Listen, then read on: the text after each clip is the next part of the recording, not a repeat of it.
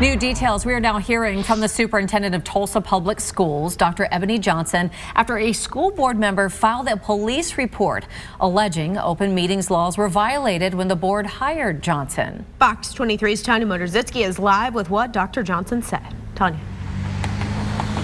Shay and Sarah, in the state of Oklahoma, if you're found guilty to violate an Open Meetings Act, well, that's a misdemeanor here. Now, when it comes to the school board members, they're all pointing the fingers at each other, but Dr. Ebony Johnson tells me that she supports all of her board members.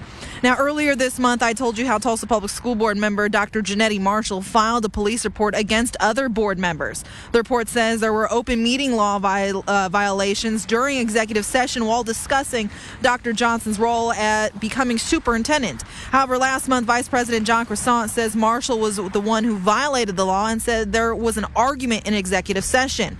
The report says there was an off-agenda argument that she claims is illegal and how Croissant and President Stacey Woolley talked about what happened with media as a violation as well. Now, I asked Superintendent Johnson about her thoughts on the lawsuit. Here's what she had to say. I have the utmost respect for all 7 of our board members.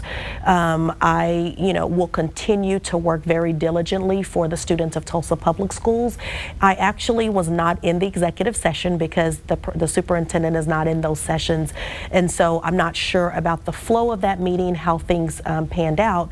But I will say that it's critically important that we continue to be the constant, and that all the other things that are happening around are the variables.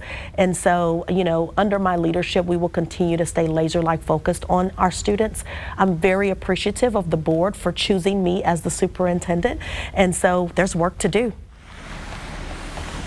Now, this is an ongoing investigation. As we know more, we'll update you here on air and on the free Fox 23 News app. Live, covering news that matters, I'm Tanya Motorzycki, Fox 23 News.